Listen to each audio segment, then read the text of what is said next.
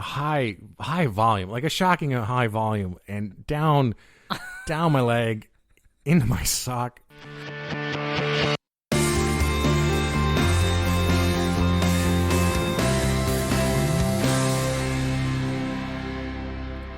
Hello, everybody. Welcome to episode 1 of the Squad Room. Thanks for joining us. Today's episode is an introduction to myself and to my coach, Traver Boehm, who we will get to in just a minute. But I wanted to walk you through the purpose of this project in case you haven't checked us out at thesquadroom.net and this is your first exposure to us. The Squad Room is a podcast that I have started and that is devoted to optimizing the physical, emotional, mental, environmental, and occupational health and wellness of law enforcement officers and first responders all over the world. Now, that's a mouthful and that's a lot of stuff, but what that really entails is tackling any subject that might improve our wellness and our commitment to ourselves and our loved ones and the communities we serve. This podcast is going to have 3 elements to it.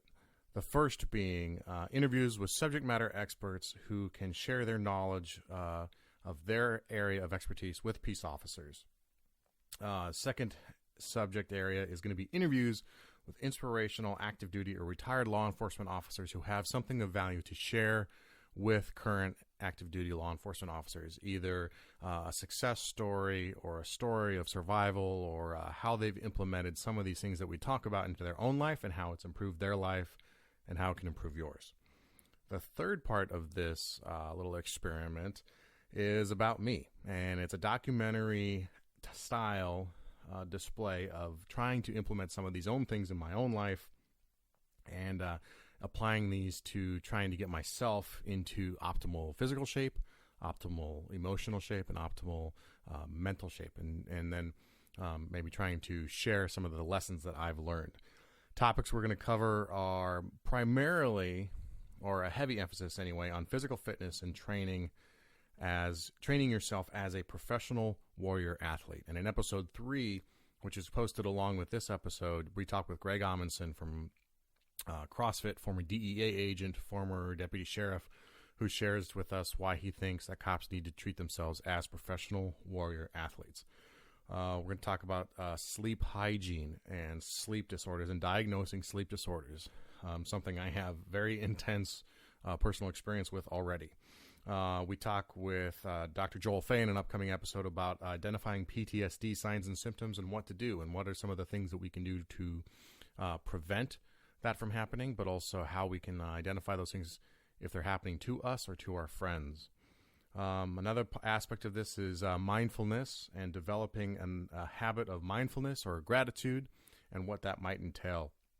We talk about some logistical issues such as if you're just starting out and just trying to figure out how to find your fitness, what are the things you should consider when picking a gym, and if you decide to pursue picking a coach, finding a coach. And I don't mean a personal trainer, though there's nothing wrong with selecting a personal trainer, but really finding a coach. And that will be a theme as we go about building the team around you that makes you that professional athlete, but also the most professional version of yourself. We're going to talk a lot about building resilience and courage for change, and also managing the stress of our profession and how that affects the intimate relationships within our lives, with our spouses, with our children, with our brothers and sisters and parents, any loved one who's out there, because they are affected by the stress of our job almost as much as we are. And again, with the episode with Dr. Fay coming up, we'll even touch on that as well. So a quick background on myself. I've been a sworn peace officer in Southern California for 9.5 years.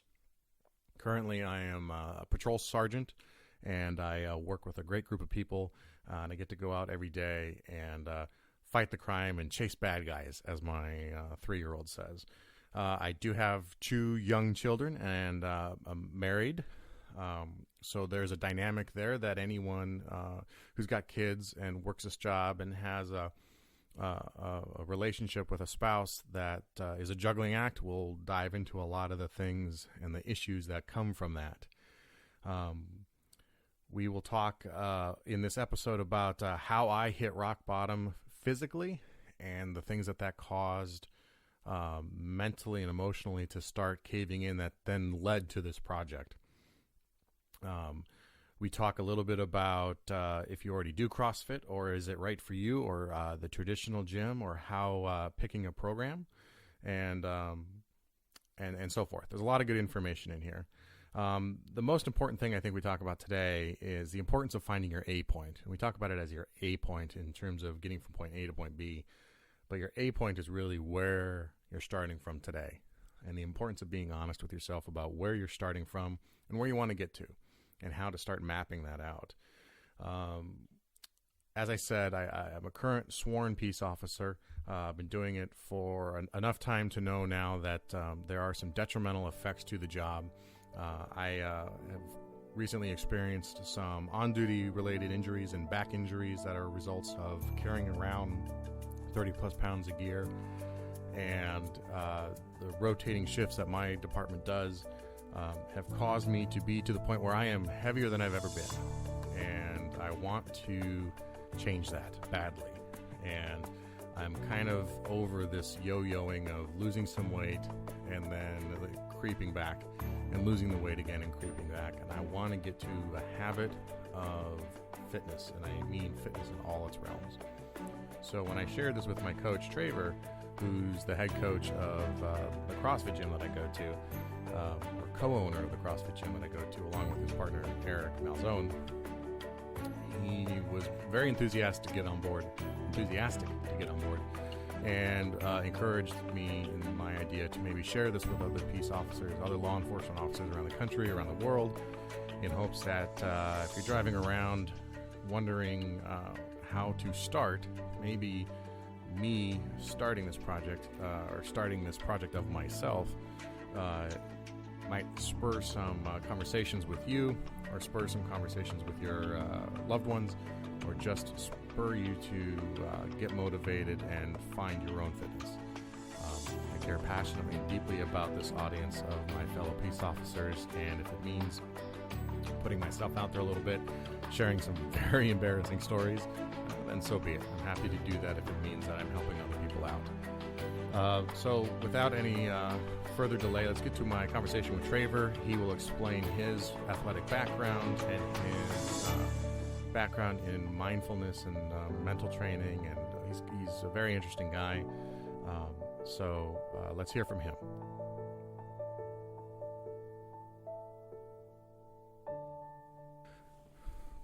All right. Let's do it, man. Here we are. Well, we're recording. Okay, awesome. All right. So I guess first off, I've already explained to people what I'm doing. Excellent. But it's probably the best point at the beginning to explain explain who you are. Sure. Okay. So who is Traver? My name is Traver Boehm. I'm one of the owners of CrossFit Pacific Coast and Gravitas Performance Lab, and I am a coach. I work with people of all walks of life on their health, their wellness, their happiness, and their improving their quality of life. That's what I do day in, day out, and it's what I love to do more than anything else in the world. And you have an interesting background. Yeah. Maybe you're the most interesting man in the world. Thank you. Walk us through your athletic background, Sure. college, what you did after college, where you traveled, and where you grew up, and how that all made you who you are right now. Sure. So I grew up in a little town in Wilton, Connecticut. Wasn't that interesting. And then at about age 10, my family got moved to Tokyo, Japan. And I spent 5 years there and then moved back to Connecticut. And throughout my life, I was an athlete, whether it was swimming in high school, soccer, started doing martial arts in high school. My mom stuck me, I think, in a judo class in like third grade just because I was bouncing around the house. I had two older sisters. Swam and did that all the way through high school, and then went to college and swam and played water polo at Boston College and studied Asian philosophy. So took that then and then went back to Connecticut for a bit and just sort of screwed around, and then came out to the West Coast. And the West Coast was really where I got interested in real martial arts. So I was working for a guy named Gavin DeBecker, interesting cat, and one of my bosses there worked out at the Inosanto Academy. And he sent me there, and Dan Inosanto was one of Bruce Lee's major students. So I went there and was doing some Jeet Kune Do and saw these guys always in the corner, and they were always just beat to shit. They had bruises, they were banged up, and I was like, God, what are they doing? And I went and talked to one of them, and they're like, yeah, we're shoot fighters. And this is back pre-MMA. So they introduced me to Eric Paulson. And Eric Paulson was my first shoot fighting instructor, or what now is modern MMA. And long story short, I ended up leaving Gavin de Becker after an incredible sort of around-the-world trip with a client, and decided that instead of working for him, what I really wanted to do was help people with their health, and really wanted to do was help people live a far better life than they were. And I couldn't figure out a way to do it. I didn't want to go to med school. I didn't want to be a doctor. I have a lot of respect for doctors, but think that they're stuck in a different paradigm. So I went to acupuncture school and studied traditional Chinese medicine, which grabbed me because I felt like it dealt with people at the root level. So as opposed to my arm hurts, let's cut your arm off or put a Band-Aid on it. Let's figure out what about you and what about your lifestyle is making your arm hurt. And I think it was my first year, at the end of my first year, I sort of freaked out because we had to sit for like 4 hours at a time in classes, and I did not sit well. And I had said, you know what, screw this. I'm going to Thailand, and I want to kickbox. I want to fight over there. I have to figure out some answers about myself before I can really work with people one-on-one. Excuse me. So I went to Thailand, and I was kickboxing there, and I got the shit beaten out of me in my only fight there. It was horribly embarrassing. But when I was there, I met these two other Americans, one named Glenn Cordova, one named Cordoza, one named Erich Krause. They were there writing books, and Glenn was about my size, my weight, but God, he was so much stronger than I was. And so I asked him, what are you doing? What is it that's the difference between you and I? And he said, there's this weird thing that I do back in the States called CrossFit. Look it up when you get home. Now, this is maybe 2006, 2007. So CrossFit was not the CrossFit that it is today. Right. There were... It's not... Yeah, it was small. Yeah, there were about 8 gyms in the world at the time. So I came back to the States, and I looked it up, and I found there was a gym in Los Angeles. And I waited about a year and a half, because it was further away. And at the time, decided transitioning out of kickboxing, I really wanted to do MMA. I really, really wanted to fight. And so I did my first professional fight and was so tired at the end of the first round that I couldn't see straight. Literally was sort of blind in the middle of the match. And I remember my corner guy saying, like, just try to keep your eyes open, hit whoever's in front of you, you'll be okay. And at the end of that fight, I sat down with myself and said, okay, I've got to get my conditioning figured out. So I went to this CrossFit gym. And it was CrossFit Los Angeles, or at the time, Patronic Fitness, and it just changed my world, Garrett. It completely restructured how I thought about health, how I thought about fitness, how I thought about my body, how I thought about community, how I thought about athletics, fitness, movement, you name it. And I was there for 2 or 3 years, I think, and also going back through acupuncture school and finishing that up. And the two sort of came together. In my last year, I wasn't planning on opening a gym. I wasn't planning on pursuing this professionally. I'd gotten done fighting and had seen what CrossFit had done for my strength and conditioning, but I'd also seen what it had done just for my overall life in general. And I had a patient who was in for weight loss, older woman, and she said, I need to lose weight. Can you help me? Can you stick some needles in me? I was like, well, let's talk about putting together a program for you. And I designed something right then and there. I was like, all right, I want you to go home and walk around the block once.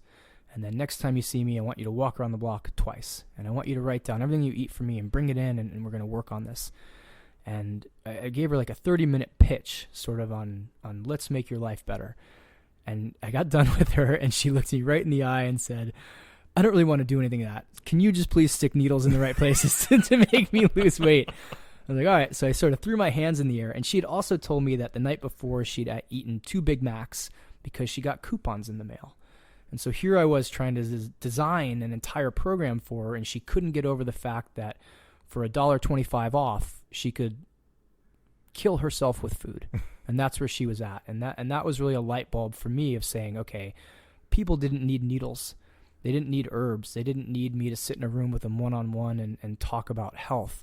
They needed basics. Human beings, especially Americans, needed basics. We needed to move. We needed to know how to feed ourselves. We have to know how to take care of ourselves. And most importantly, we have to have the presence of mind and presence of being to say, okay, this is important. and this is why it's important. So that led me to deciding I really want to open a gym. I had no idea what I was doing. I sent a text to my good friend from college, Eric Malzone, who I'd gotten into CrossFit just from sort of word of mouth and chatting with him. I said, hey, what do you think about coming down to Santa Barbara with me and opening a gym? He's like, oh, I'm going out to dinner. Let me get back to you. And literally a half an hour later, he wrote me back and said, are you serious? And I said, yeah, I'm serious, man. I'm serious. And he was living in San Francisco at the time, and he flew down about 2 weeks later, and we just hashed it out on a piece of paper and said, you know what, screw it. Let's roll the dice. Let's see what happens here. That's sort of the what brought me to CrossFit, and then what brought me to Santa Barbara, and what brought me here. And how long has the gym been open now? Gym's been open for, coming up on 6 years in June. Excellent. Yeah. So recently you opened, and you mentioned it, you opened Gravitas. Mm-hmm. Maybe explain the difference between the two, and then maybe for the CrossFit's become such a big thing. Right. And I'll say for listeners that this is not a CrossFit podcast. This is not CrossFit specific. It's more about finding whatever it is that inspires you to go out and get fit. For me and for you and for many others, that happens to be CrossFit, but that's not the only way that people can get fit. So don't start throwing out accusations of this occult podcast. Yeah, this is, but it is a very big deal in your life, and it's become a central in the way that I choose to, find my fitness. Yeah. So Gravitas is slightly different. Sure. So CrossFit is a great group model. And we found that it works really well for people that are very social and like to be in a group class and don't really have or don't want a very specific goal sorted out. So it's most of them want to just get fit, want to enjoy their lives, want to have fun. It's sort of like the being on a team again. And they know that some days when they come in, they may be doing work that's not exactly what they want to do. And Gravitas was our way of saying, okay, there's a group of people that one doesn't thrive in the group environment. They just don't do well with 20 other people around them or 15 other people around them. They don't do well in a competitive environment. It just doesn't serve them, and that's okay. Or they have very specific needs, and we want to address those specific needs in a more surgical manner that's one-on-one, and they need more attention than they're getting in a group class. So we created a separate section to our business that lets someone like yourself or someone like you come in and say, hey, this is working really well, but I want to take it to the next level. And randomized programming or randomized working out isn't the best way to meet a specific goal. It's a great way for general fitness. It's fabulous for general fitness, and it answers a lot of X factors that working out solo doesn't. But for some people, it's just not the best answer. Sure. And I think that's what, I've been a member of your gym since 2012, I guess, late 2012, and I guess now would be a good time maybe to talk about what got me to kind of come to you with this position or with this idea. Yeah.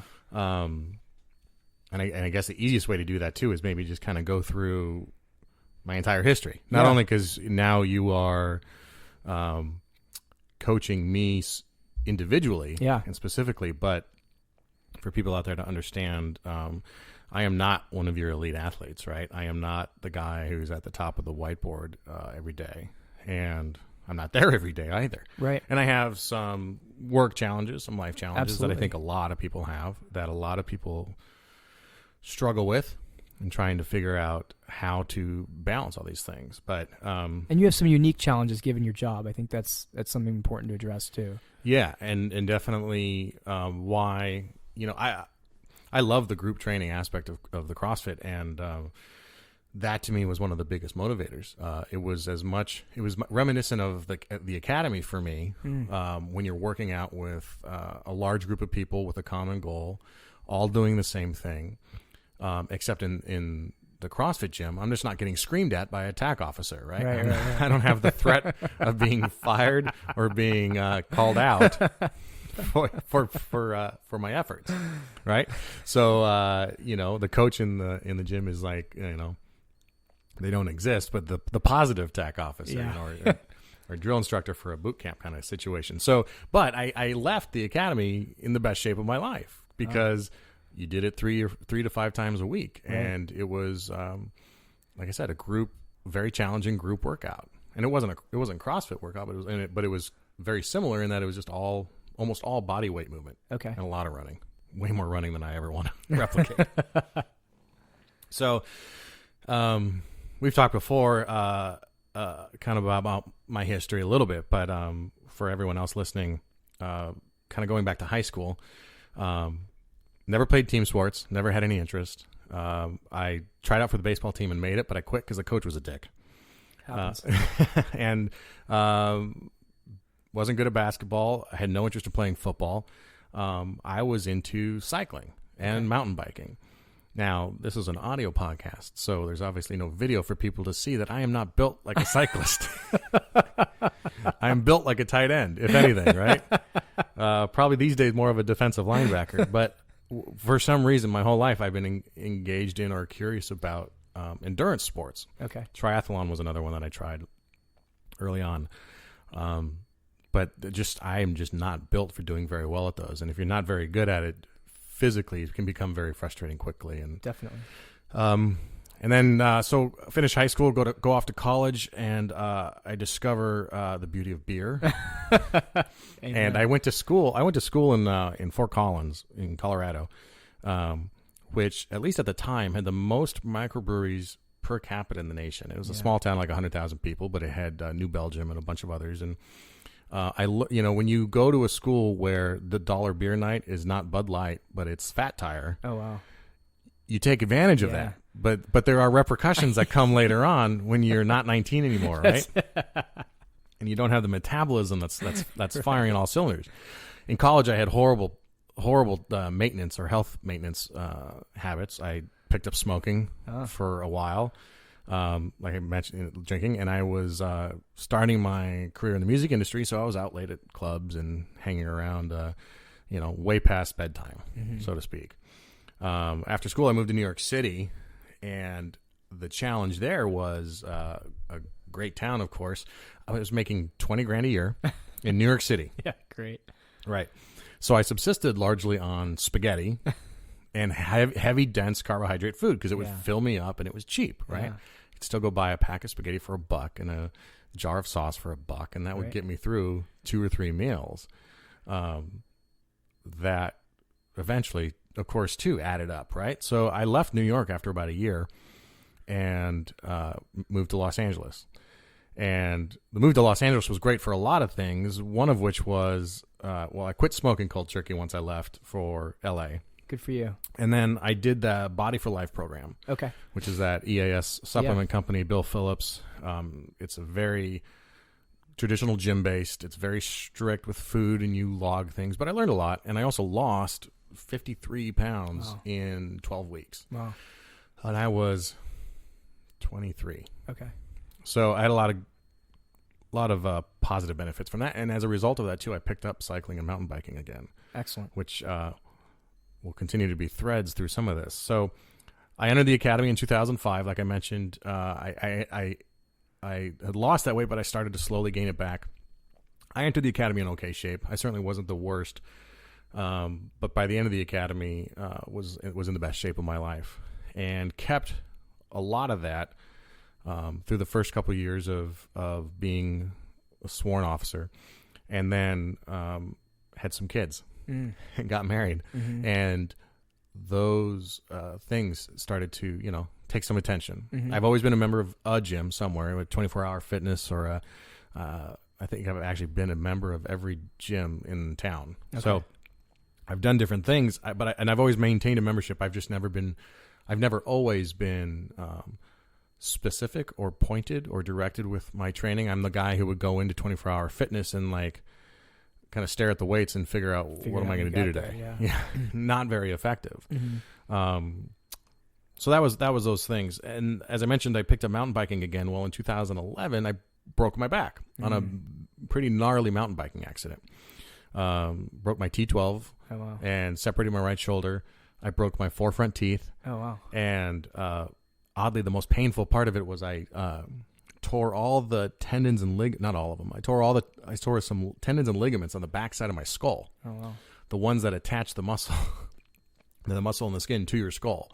So if you imagine like trying to look behind you as you drive in reverse, like you're backing out of the driveway, I couldn't move any of that, and it was the most excruciating pain. It was horrible. It sounds it. So I break my back. I end up in a back brace for 3 months, and I gained 40 pounds. Okay. So I'm almost back to square one again, right? So after about a year of trying to do rehab and physical therapy and all those other things, a partner suggests that I try CrossFit. And specifically for the mobility stuff of people like Kelly Starrett and his Mobility WOD series, because I was having a lot of tightness and problems in my back that I just couldn't fix, and that were going to be chronic if I didn't manage them. So I started looking into it, and I looked at a bunch of videos online. This was still, even in 2012, CrossFit was becoming a thing, but it's not the CrossFit Games huge Reebok mega event that it is now. And I walked into your gym and I talked to Eric and did your baseline and got hooked. Excellent. Absolutely hooked. So after that, and I've learned a lot of things through the gym, but one of those was about the paleo diet. Right. Again, something that's kind of controversial, but has worked for me. Right. And to be completely honest, I go back and forth. I'm not paleo right now. In fact, I'm the opposite of it. Okay. But on the times that I have done it, I've had great success. So I went strict paleo for 6 weeks and lost 33 pounds. Wow. Felt fantastic. My sleep cleared up, all sorts of stuff. Excellent. All amazingly positive benefits. And then kind of like the back, I ended up with a wrist injury from work that required surgery. I allowed myself to kind of fall out of the pattern of maintenance and self-control. And rather than work on other things in my fitness I could do without my wrists, I wasted it away. Right. Gained the weight back again that I had just lost through that paleo program. So here I am. I'm 37 years old, right? I got 2 kids. I'm married. I work rotating shifts. Okay. So for everyone, that means every 4 months, I transfer between days and nights and different ends of the week. And I work a 3 days on, 4 days off, then 4 days on, 3 days off kind of schedule. Okay. 12-hour shifts.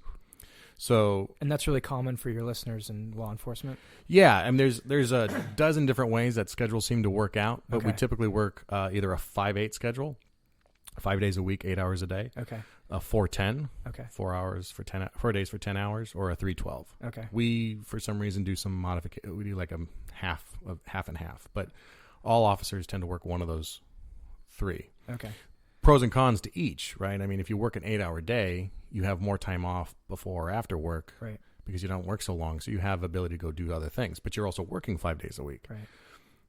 For those of us who work like a 3-12, those 12-hour days, I'm kind of shot. Yeah, of course. But I have 4 days off to do other stuff. Yeah. So that is one of the specific challenges, which is why I came to you and said, I got to figure something out Right. that I can do on the days that I work. Right. That is consistent with what I do on the days that I don't work. Right. Because getting in once or twice, and if I'm lucky, maybe 3 times a week, just not doing it as I age and as my metabolism takes a nosedive, Right. and I keep discovering new IPAs. So, which I sense, I'm guessing coming up in this talk is going to have to end. Yeah, we'll chat about that. So, in 2014, I had I told someone recently that I responded poorly to some adversity, right, and allowed bad habits to creep back in. Allowed some positive habits to kind of go to the wayside. I had started the year on this idea of there's a George Costanza quote, the year of George, I think it was, whatever it went. So 2014 was going to be the year of Garrett, where I focus on improving myself in all different capacities. Right, I wanted to stop watching so much TV and read more and work on mindfulness and explore ideas like meditation. Beautiful. And all those things. And, things like Mark Divine's Unbeatable Mind program, which I signed up for, and I got 2 or 3 months into and just kind of stalled, right? Okay. So, and I'm still a member of that, and his stuff is pretty amazing. For people who don't know who Mark Divine is, he's the owner of SealFit and CrossFit USA. He's a former commander of the Navy SEALs, and he runs a entire program out of Encinitas, including the Kokoro camp, which is some sort of a pipe dream for me to be able to maybe accomplish that at some point. Absolutely. So not a pipe dream. Not a pipe dream. I like that. Yeah. And he's hopefully someone we can talk to at some point about some of the mental aspects of what I'm trying to achieve. Extremely unique guy. Very. And he's got his own podcast I would highly recommend people check out. And he's got his videos on YouTube that are pretty easy to find. So here I am, we're at the beginning of 2015, and I had 3, maybe 4 kind of moments recently that brought me to you with this idea. Okay. And it started with me just wanting to do this for myself and thinking, but then thinking there has to be other officers out there driving around at 3 a.m, absolutely, beating their head against the steering wheel, wondering, how do I get out of this funk, or how do I lose the weight, or how do I make myself better for my family, right? Yeah. And I brought this idea to you to share it with others in the hopes that telling my story might encourage others to start making some changes. Right. And I hope that that's what happens. So I had these 3 or 4 things happen recently, and then I thought, okay, enough's enough. I gotta work on something. I gotta work something out. So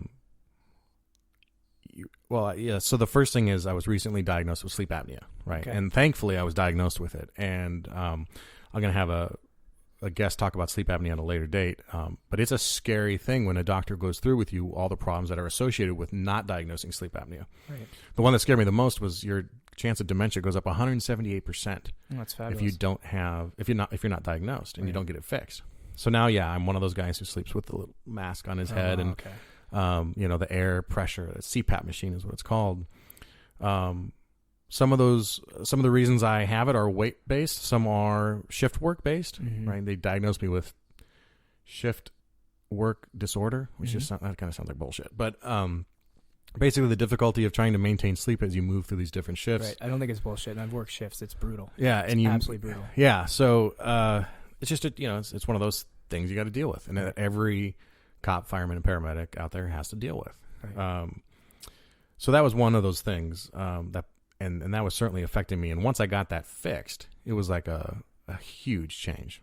Right, sleeping better was such a you don't notice you're not sleeping well until you really are sleeping well, and then you think, what was I doing?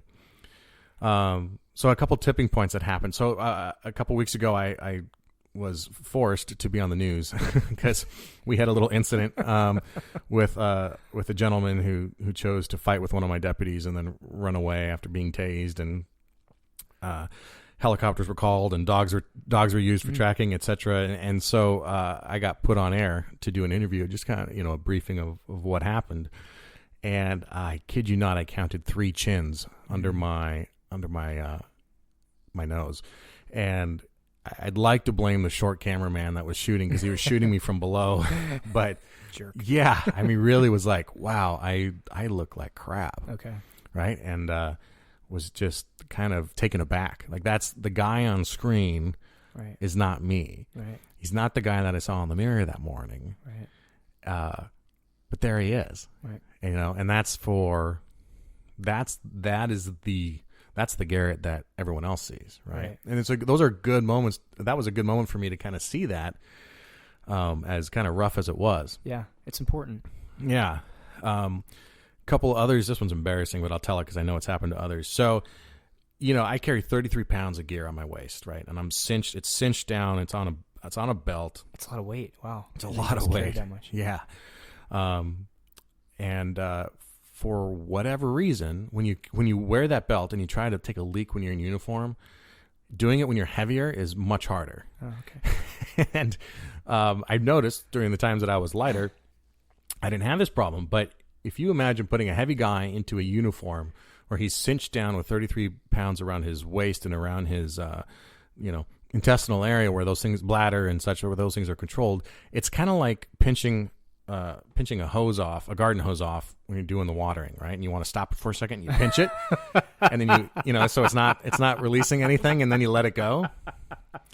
So it's very similar. It's very similar to try and take a leak in uniform when you're heavy, and you think you're done, but really all you've done is pinched off the hose. Because the minute you relax it by tucking it away, yep, the hose is open again, right?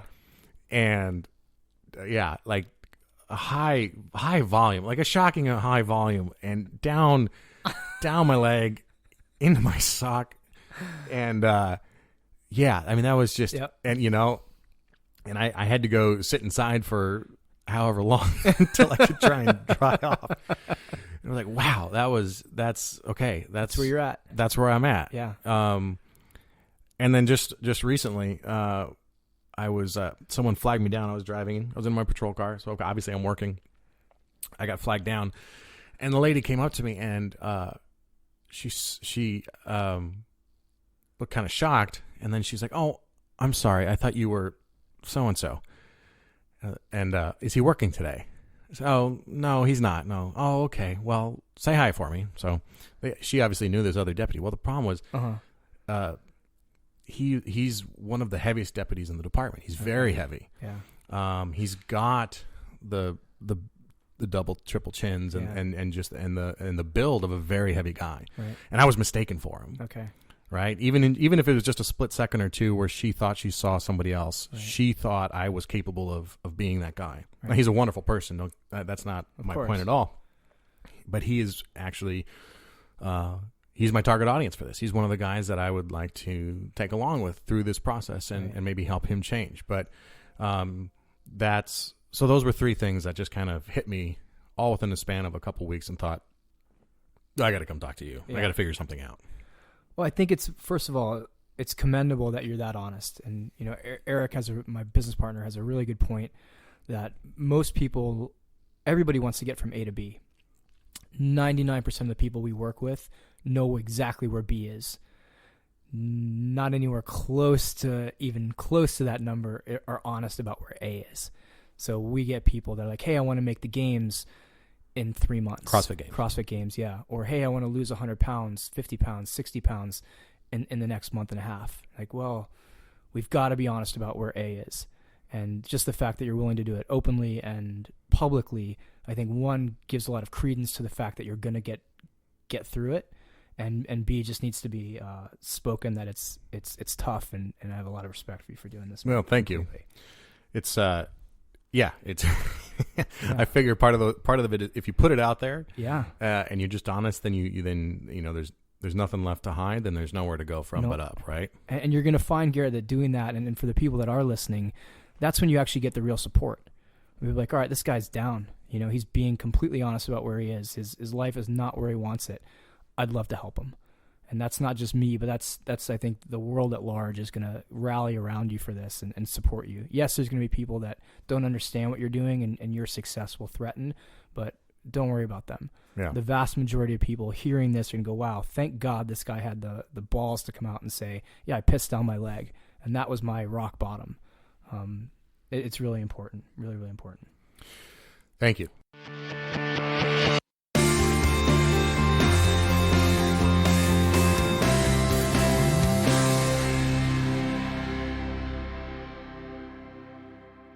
All right, so there you have it, episode 1 of The Squad Room. Thanks for listening. If you want to follow us on Twitter, it's @TheSquadRoom, and on Instagram, @TheSquadRoom. Our email, squadroompodcast@gmail.com. Our website, thesquadroom.net. If you have a moment and you really like the show and you like what we're trying to do, please leave a review for us on iTunes. It helps us spread the word, or on whatever service you use, SoundCloud or Stitcher. But it would mean a lot to us to hear from you one way or another. If you have suggestions for the show, please send them to us. We'd love to hear those things. This is a wonderful community of people with a shared common goal. And just in the launching of this series, we've already connected with a lot of wonderful law enforcement officers that all want to help. And that's just the nature of who we are, I think. So please send us your suggestions, because I know that they'll help the show get better. Episode 2 is up next, and it's a continuation of this same conversation. Just broke it up because it's a bit of a different topic on my goals and my plan moving forward. So that's up next, episode 2. Thanks for listening.